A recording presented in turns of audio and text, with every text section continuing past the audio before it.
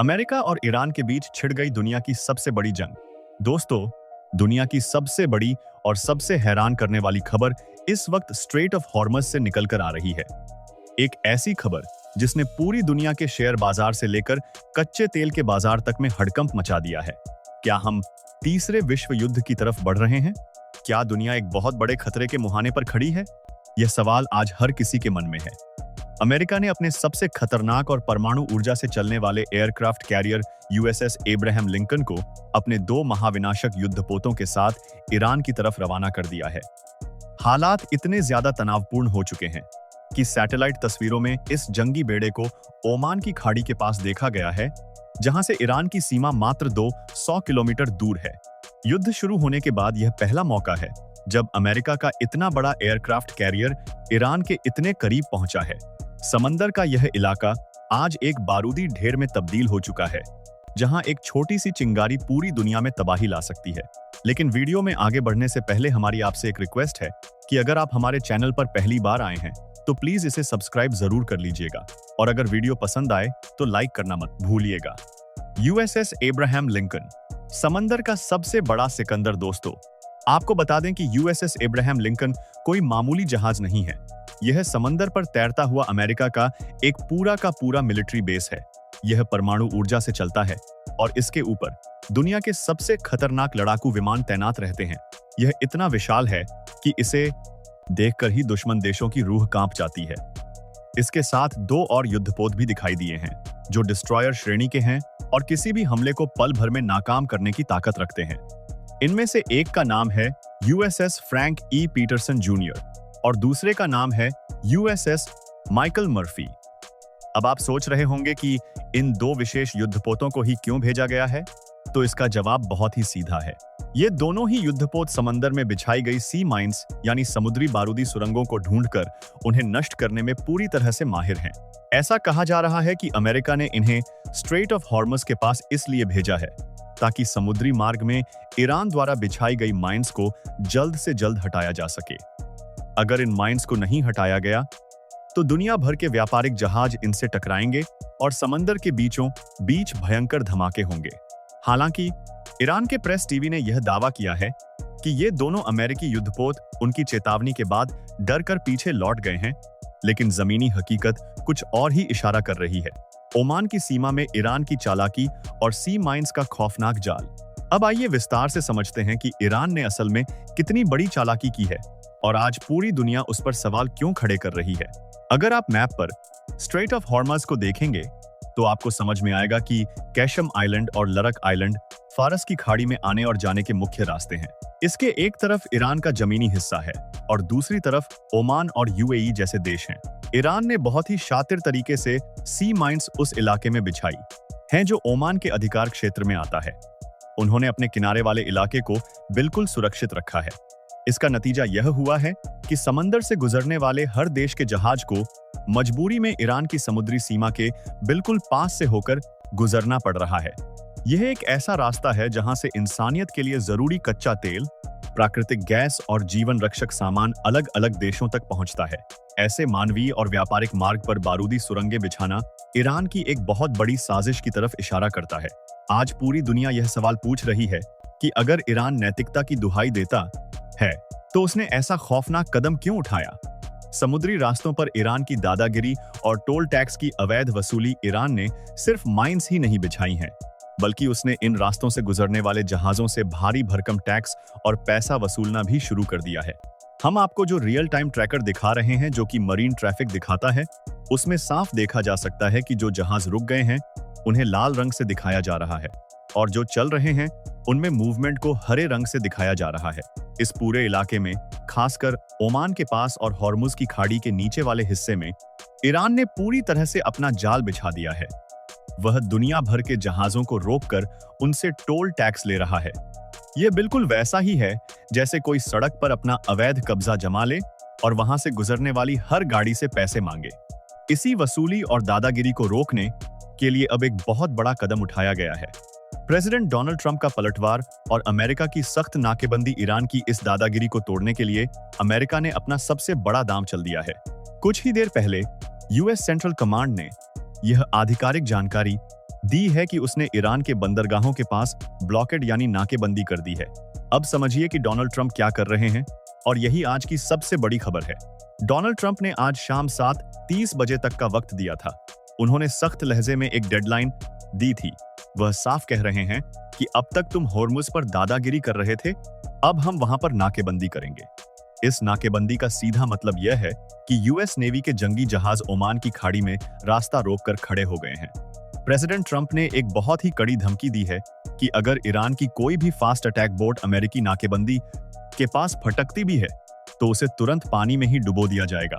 यह पूरा खेल अब एक वाटर वॉर की तरफ बढ़ चुका है। प्रेसिडेंट ट्रंप यह भी कह रहे हैं कि पहले अमेरिकी नौसेना इन फास्ट अटैक बोट्स को इसलिए निशाना नहीं बनाती थी क्योंकि उन्हें बहुत बड़ा खतरा नहीं माना जाता था, लेकिन अब अमेरिकी नाकेबंदी को सुरक्षित बनाने के लिए ईरान की इन बोट्स पर सीधे और जानलेवा हमले हो सकते हैं।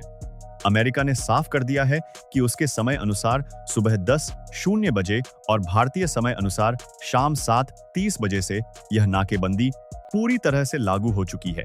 इस फैसले के तहत जो भी जहाज हॉर्मुज से गुजरने की कोशिश करेगा, उसे रोककर सघन जांच की जाएगी।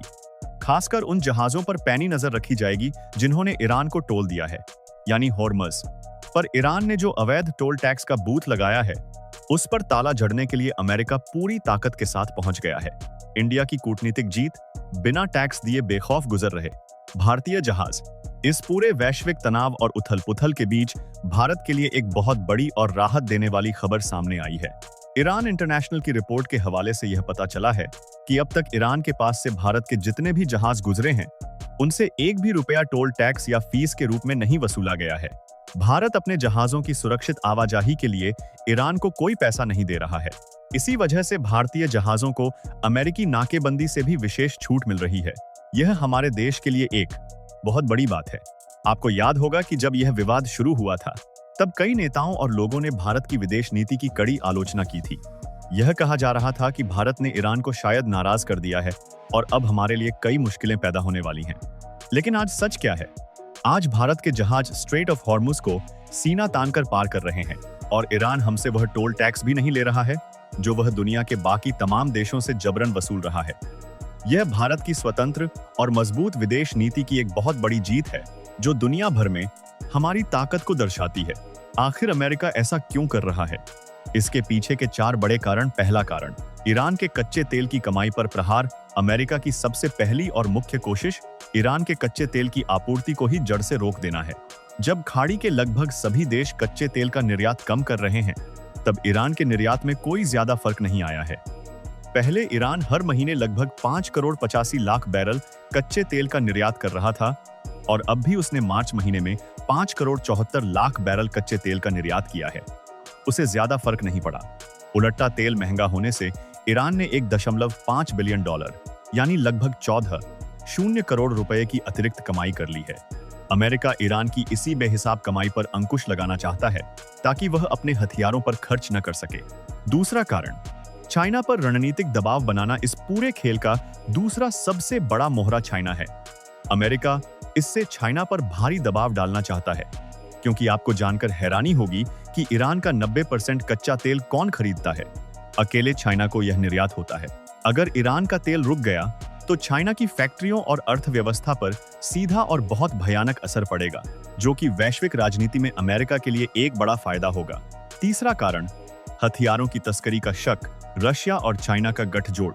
अमेरिका को इस बात का बहुत गहरा शक है कि जो व्यापारिक जहाज ईरान के बंदरगाहों से आवाजाही कर रहे हैं, उनके जरिए भारी मात्रा में हथियारों की सप्लाई हो रही है। अमेरिकी खुफिया एजेंसियों का मानना है कि इस तस्करी के पीछे रशिया और चाइना का बहुत बड़ा हाथ हो सकता है। नाकेबंदी और तलाशी के जरिए अमेरिका समंदर के रास्ते होने वाली इस अवैध हथियारों की तस्करी को पकड़ना और दुनिया के सामने बेनकाब करना चाहता है। चौथा कारण, जैसे को तैसा की कूटनीति, ईरान की अर्थव्यवस्था और तेल पर उसकी निर्भरता। अब बात करते हैं उस देश की जिसके खिलाफ यह पूरी नाकेबंदी रची गई है। ईरान की पूरी अर्थव्यवस्था मुख्य रूप से कच्चे तेल और गैस के निर्यात पर ही टिकी हुई है। अमेरिका द्वारा लगातार लगाए गए कड़े प्रतिबंधों के बावजूद ईरान ने हमेशा से तेल बेचने के नए और खुफिया तरीके खोज निकाले हैं। कभी वह जहाजों के ट्रैकिंग सिस्टम बंद कर देता है, तो कभी समंदर के बीच रात के अंधेरे में एक जहाज से दूसरे जहाज में तेल ट्रांसफर कर देता है। लेकिन इस बार अमेरिका की तैयारी बहुत ही व्यापक और आक्रामक है। प्रशासन का मुख्य उद्देश्य यह सुनिश्चित करना है कि ईरान की कोई भी चालाकी इस बार कामयाब न हो सके। अगर ईरान की तेल से होने वाली आमदनी पूरी तरह से बंद हो जाती है, तो उसकी सरकार के पास अपने कार्यक्रमों और हथियारों को विकसित करने के लिए पैसे नहीं बचेंगे। यही अमेरिका की इस पूरी घेराबंदी का असली मकसद है। अगर यह तनाव जल्द कम नहीं हुआ और अमेरिका तथा ईरान के बीच कोई सशस्त्र संघर्ष या भयंकर लड़ाई छिड़ जाती है, तो इसके परिणाम पूरी दुनिया के लिए बहुत ही डरावने होंगे। सबसे पहला और सीधा असर वैश्विक अर्थव्यवस्था पर पड़ेगा। दुनिया भर के शेयर बाजार क्रैश हो सकते हैं, महंगाई अपने चरम पर पहुंच सकती है और कई देशों में भयानक आर्थिक मंदी आ सकती है। इसके अलावा खाड़ी देशों में काम करने वाले लाखों भारतीय और अन्य दक्षिण एशियाई नागरिकों की सुरक्षा भी सीधे तौर पर खतरे में पड़ जाएगी। भारत के लिए यह एक बहुत बड़ी चुनौती होगी कि वह वहां से अपने नागरिकों को कैसे सुरक्षित निकाले और देश में तेल की आपूर्ति को कैसे बनाए रखे। यह सिर्फ दो देशों की लड़ाई नहीं होगी, बल्कि इसका असर दुनिया के हर घर की रसोई तक पहुंचेगा। निष्कर्ष और आपसे एक अहम सवाल, हम इस पूरी स्थिति पर लगातार अपनी नजर बनाए हुए हैं और पल पल की ताजा अपडेट आप तक सबसे पहले पहुंचाते रहेंगे। दोस्तों, अब आपकी बारी है। आपको क्या लगता है, क्या अमेरिका और ईरान की यह तनातनी तीसरे विश्व युद्ध का रूप ले सकती है? क्या अमेरिका का यह कदम सही है या आपको लगता है कि ईरान अपनी जगह पर सही कर रहा है? भारत की इस पूरी परिस्थिति में जो अहम भूमिका है, उस पर आपके क्या विचार हैं? अपनी कीमती राय हमें नीचे कमेंट बॉक्स में लिखकर जरूर बताएं। और हाँ, जाने से पहले एक बार फिर याद दिला दें कि अगर आपको आज का यह वीडियो और हमारी दी गई विस्तृत जानकारी अच्छी लगी हो, तो वीडियो को लाइक करें, इसे अपने दोस्तों और परिवार के साथ ज्यादा से ज्यादा शेयर करें और हमारे चैनल को सब्सक्राइब करके बेल आइकन दबाना बिल्कुल न भूलें, ताकि हमारी हर नई वीडियो की नोटिफिकेशन आप तक सबसे पहले पहुंच सके।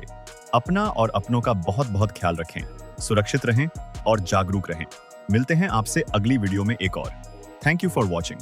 बड़ी और सनसनीखेज खबर के साथ धन्यवाद। जय हिंद।